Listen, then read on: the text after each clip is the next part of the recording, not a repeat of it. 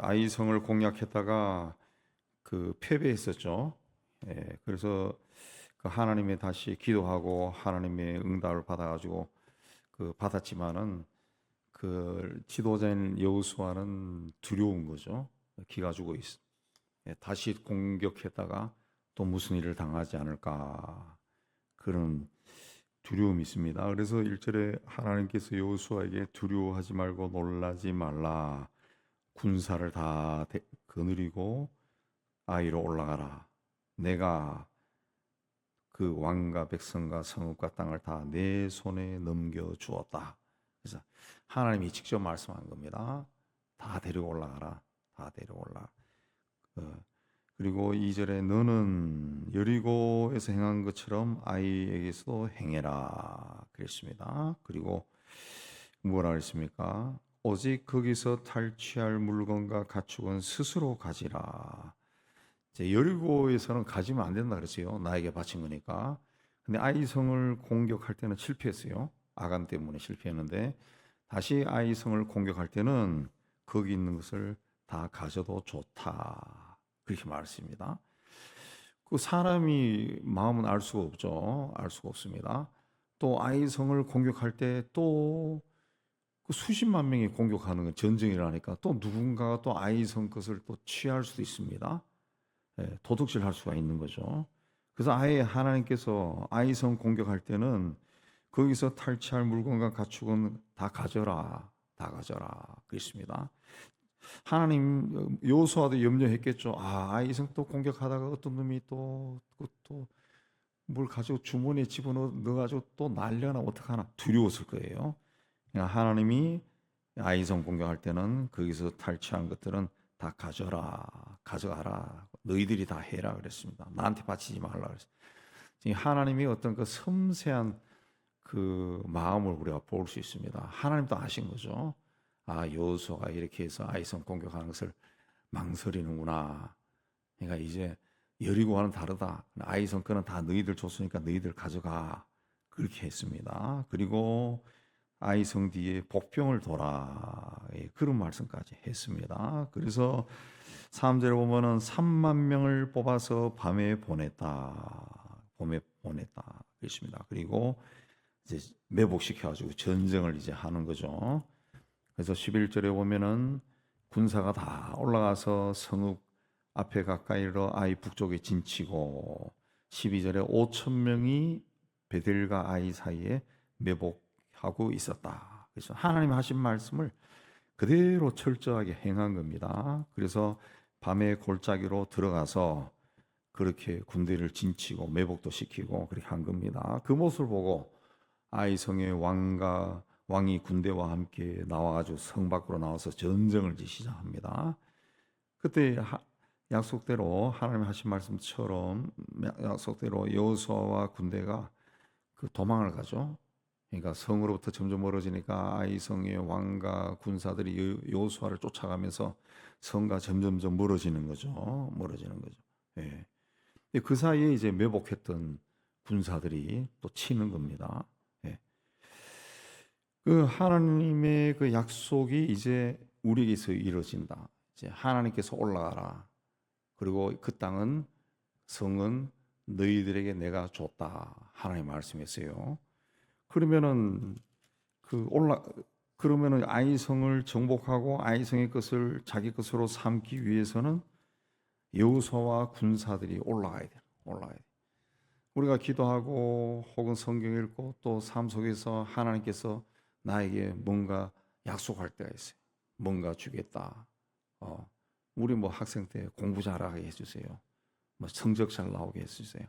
이런 거 다 사업할 때도 그런 이야기 하고 그러죠.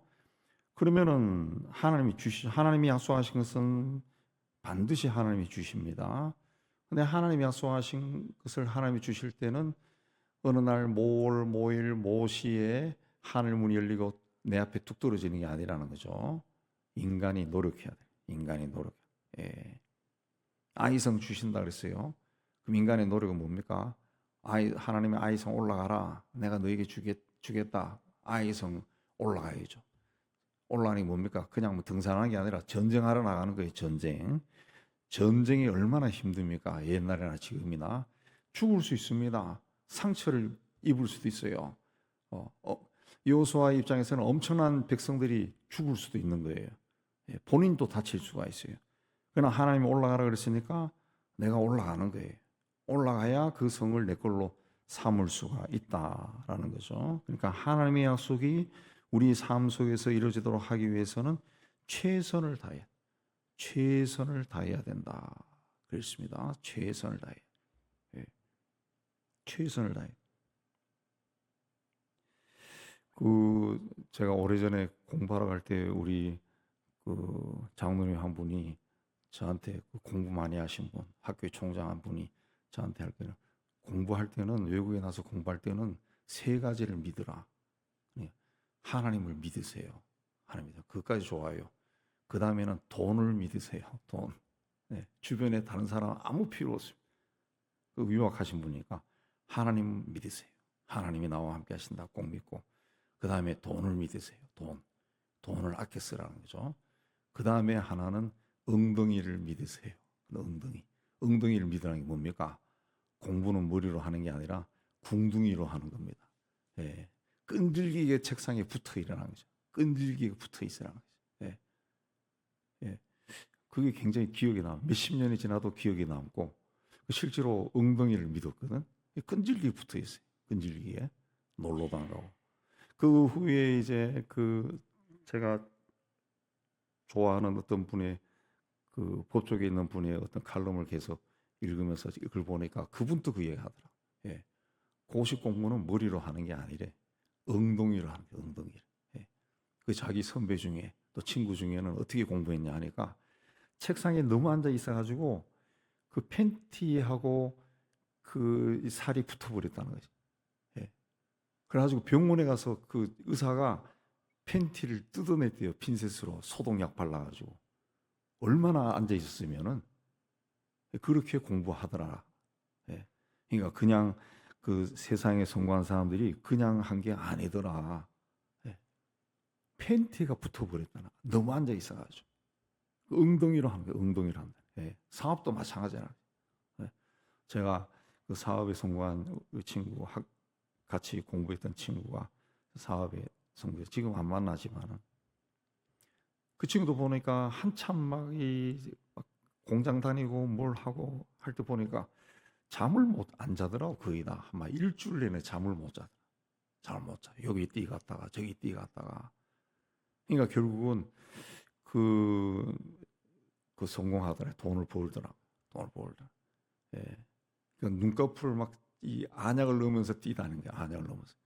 그러니까 인간이 굉장히 신실한 친구거든요. 사업을 해도 목사가 목회하듯이 막 금식을 하고 막 기도하고 막 그렇게 하는 친구인데, 그러니까 그렇게 하나님의 어떤 약속을 바라면서 자기가 막 노력을 하니까 애쓰니까 일이 풀리고 뭐 그 사람들이 신뢰하는 거죠. 사람들이 거래처가 신뢰. 아, 이 사람은 믿을 수 있어. 오후 1시에 물건 가져와. 그럼 오후 1시에 딱 온다는 거죠. 그게 신뢰가 쌓이는 거예요. 신뢰가 쌓이면서 점점점 이제 돈을 벌고 굉장히 가난했거든요. 굉장히 예. 점심을 먹을 돈이 없어가지고 저하고 같이 먹고 그렇게 하는 친구인데 그렇게 성공을 하더라고요. 그러니까 하나님의 약속이 있으면은 그 약속을 내 것으로 만들기 위해서 인간이 최선을 다해. 네. 하나님이 굉장히 큰 약속을 주고 그 기도의 응답도 그렇습니다. 우리도 기도 응답 받죠. 기도 응답 받을 때 너무 황홀한 응답이야. 그래서 막 흥분하고 막 기분이 너무 좋아. 아무에게도 이야기 안 해. 왜? 너무 좋아서. 근데 내가 아무 노력하지 않으면은 이루어지지 않습니다. 꿈에 지나지 않습니다. 꿈입니다. 꿈. 예. 자, 이 아이성을 공격해서 24절을 보면은 들에서도 죽이고 아이에 들어와서도 죽였다. 이 구약 성경에서 가나안 정복하는 전쟁을 치르는 이스라엘 백성들을 보면은 어휴, 뭐 이렇게 해도 될까 할 정도로 굉장히 잔인해요. 잔인하고 이 요즘에 이스라엘과 팔레스타인 전쟁이 오버로드 되면서 야, 얘네들은 꼭 구약 시대 전쟁하는 것처럼 전쟁하네 하는 생각이 들 때도 있어요. 그러면 얘들은 도대체 천국을 갈까 못 갈까? 못 가겠죠. 예수를 안 믿으니까. 근데 굉장히 잔인하게 죽어요. 이게 뭘 뜻하는가 하면은 이제 그 죄라고 하는 거, 하나님이 싫어하는 것은 하나님이 얼마나 싫어하는가라는 것을 우리에게 메시지로 주는 겁니다. 예. 하나님은 이런 죄악 가운데 거하는 백성들, 죄악 가운데 있는 가축들, 이런 거 먼지 한 톨까지 싫어한다는 것이. 그래서 다 없애라는 거예요. 애고 가축이고 뭐고 그 땅에 있는 거는 완전히 쓸어버리고 너희들이 그 땅에 들어가서 너희들이 그 땅에서 번성하라는 거지. 예. 하나님 나라를 이루라라는 겁니다.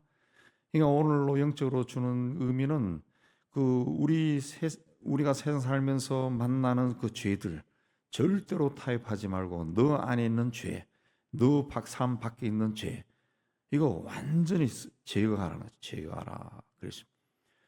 하나님이 죄를 얼마나 싫어하느냐 자주 말씀드리지만 독생자를 십자가에 못 박아 죽일 정도니까. 근데 너희는 왜 자꾸 죄와 타협하고 그 좋아하는 거 있으면 그거 해야 되고 가져야 되고 그리고 또 뭐 안 되면 울면서 하나님 왜 안 주십니까 하고 주세요 그러고 하나님 봤을 때는 재미가 없는 거예요. 재미가 없네. 그럼 완벽하게 제거하라. 성경 이야기가 다 그겁니다. 근데 그거를 이제 쉽게 이야기해서 이제 하나님은 죄를 싫어한다. 죄는 완전히 쓸어버려라. 이렇게 이야기하면은 구약 성경 또 한 페이지밖에 기록이 안 되겠죠. 그러니까 굉장히 다양한 케이스들을 통해 가지고 왕이 나라를 다스릴 때 어떻게 했다. 우상을 섬길 때 이렇게 하더라. 전쟁할 때 이렇게 했다. 케이스를 자꾸 이야기합니다. 그래서 그런 이야기들이 우리 속에 성경을 읽으면서 이야기들이 우리 안에 차곡차곡 쌓이면은 그 성경에 있는 이야기들이 우리의 삶의 케이스에서 이런저런 케이스 만났을 때 적용이 되는 거예요. 적용이 되는 거예요. 그래서 그 옛날에는 또 한때는 또 구약 성경은 우리 또 무식한 시대죠. 우리 젊었을 때도 구약 성경은 안 읽어도 돼. 예수님 오신 후부터가 중요해. 또 구약 성경도 안 읽어도 된다고 그렇게 말하는 사람도 있어요. 무식한 사람 시대에. 근데 구약은 그런 게 중요한 거죠. 인간의 삶이 다 나오니까. 거기서 어떻게 하나님의 백성으로 살 건가? 이게 우리에게 메시지를 주는 겁니다. 그래서 남김없이 깨끗하게 제거해 버린 겁니다. 26절에 보면은 그날에 엎드러진 아이 사람들은 남녀가 모두 12,000명이라. 아이를 완전히 진멸하기까지 26절에 여호수아가 단창을 잡아든 손을 거두지 않았다. 끝까지 최선을 다했다. 칼을 휘둘렀다는 것이. 최선을 다했다라는 겁니다. 하나님의 일을 방해하는 자들은 절대로 두려워하거나 놀래서는 안 됩니다. 하나님께서 우리보다도 그 어둠의 세력들은 더 싫어하고 미워합니다.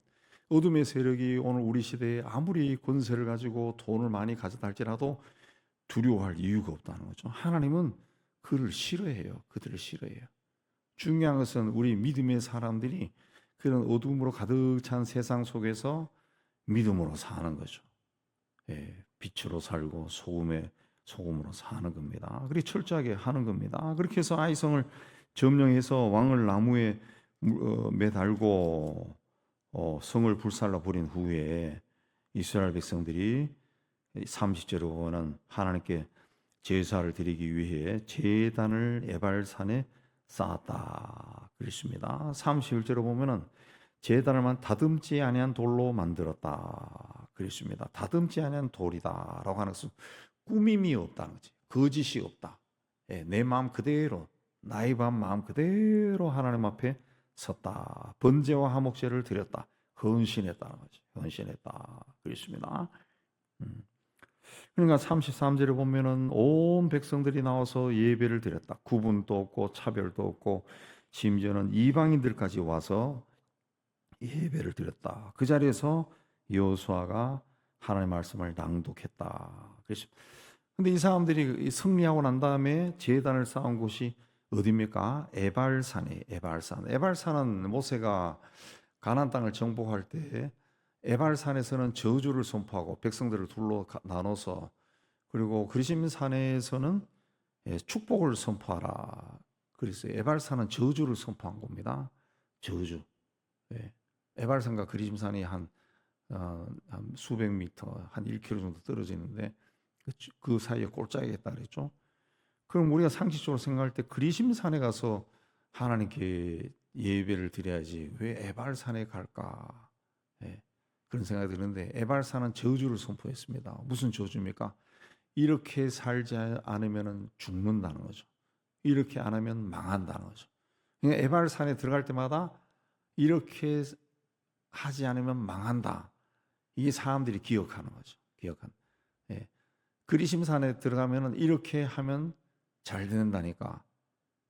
잘 되는 것은 뭐 잘 되는 거죠. 근데 이렇게 하면 망한다. 에발산에 갈 때마다 그걸 기억하는.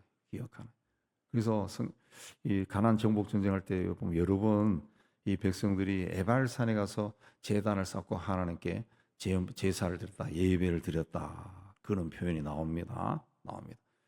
예, 저주를 선포하는 에발산에 가서 이렇게 살면 안 된다. 우리가 여호수아 그 여리고를 정복할 때도 그 아간이 그렇게 하나님께 바치는 거 손대지 말라 그러는데 손을 대니까 우리가 아이성 공격할 때 사람들이 죽고 난리가 났지 않느냐. 우리 그렇게 살지 말자. 에발산에 가서 기억하는 거예요. 하나님의 말씀을 이렇게 하면 저주받는다. 기억한 겁니다. 그래서 에발산에 가서 그 예배를 드리는 거죠. 예. 그러니까 우리가 신앙생활 할 때도 뭔가 그냥 막 축복 막 이 이야기 들으면은 사람이 축복이 오지도 않았는데 그냥 마음이 붕 떠버려요. 그러나 이렇게 살면 안 돼요. 망해요. 그러면 그 말은 자꾸 들으면은 조심하게 된다. 조심스러워지죠. 그리고 이렇게 살아야 됩니다. 그럼 그 말이 이제 조심스러워지고 우리 마음에 박히는 거죠. 예. 축복은 그렇게 살면은 따라와요. 근데 저주가 따라오면 안 되잖아요. 저주가 따라오는 걸 차단시키기 위해서는 이렇게 살면 안 된다고 말씀을 선포한 곳에 가서 서 있어야죠. 서 있어서 다시 기억하는. 그래서 35절 마지막에 보면은 모세가 명령한 것을 여호수아가 이스라엘 백성들 앞에서 낭독하지 않은 말이 하나도 없었다. 다 낭독. 우리가 이렇게 해보니까 여리고에서 그렇게 하니까 망해버렸어. 난리가 났어요. 아이성 공격할 때. 그래서 뭐 두려워했는데 하나님이 다시 아이성 공격하라 그러고 전쟁할 때는 매복도 시키고 요렇게 하라 해서 그렇게 하니까 또 되더라. 그러니까 말씀대로 사니까 되더라. 말씀대로 삽시다. 낭독하지 아니한 말이 하나도 없다. 그래서 철저하게 하나님 말씀 중심으로 살았다. 그 말씀을 이제 이야기하는 겁니다. 그 하나님 말씀 중심으로 사는 것이 이제 이스라엘 유대인들은 아직도 그 말씀 그대로 삽니다. 정통 유대인들은 그 세속적인 유대인들은 그렇게 살지 않지만 정통 유대인들은 여전히 하나님 말씀대로 산다. 그래서 유튜브에 보면은 정통 유대인들 하는 뭐 그 예배도 나오고 뭐도 나오는 걸 찾아볼 수 있는데 보면은 굉장히 뭐 엉뚱해 보이고도 막 이상해 보이는데 어쨌든 구약 시대에 젖어 있지만은 하나님 말씀대로 살기 위해 애를 쓴다. 왜? 망했잖아요. 망하고 나라도 망하고 2000년 동안 떠돌이 생활하고 이러니까 그 바벨론 포로 갔다가 돌아와서 백성들이 그 성전을 재건하고 할 때 우리가 이렇게 하니까 우리 망했다. 그러니까 하나님의 말씀으로 돌아가자. 말씀 운동을 일으키잖아요. 그것처럼 현대 유대인들도 우리가 그렇게 사니까 하나님이 우리를 쳤다. 그래서 망했다. 이제는 그렇게 살지 말자. 그 철저하게 또 이 시대에 21세기에 그 율법 중심으로 또 살아. 율법 중심. 그래서 유대인들이 전도하는 게 힘든다 그렇게 하는데 그럼에도 불구하고 이제 유대인들이 여러 가지 시대 상황과 정치 상황이 맞물려 가지고 이 마음이 열리면서 예수를 영접하는 사람들이 점점 늘어나고 있다 그러죠. 그래서 선교사에 들어가면 자기가 30년 전에 처음 들어갈 수 있는 그 주이시 크리스천들이 그야말로 뭐 몇백 명도 안 되는데 지금은 그 몇만 명, 10만 명, 누구는 20만 명 올라간다 그런 말까지 들을 정도로 자꾸 열린다 그랬죠. 그래서 오늘 아이성 정복은 그 하나님 말씀대로 했습니다. 그래서 승리하고 난 다음에 여호수아가 낭독하지 않은 말이 하나도 없다. 예, 말씀대로 살자. 이 선포했습니다. 우리도 이 시대에 하나님의 말씀은 살아있다 그랬어요. 2000년 전 말씀이 아니라 지금 우리 시대에도 그대로 통한다는 거죠. 이 살아있는 말씀과 동행하며 하나님이 주시는 은혜와 복을 받아 누리는 여러분 되시기를 주님의 이름으로 축복합니다.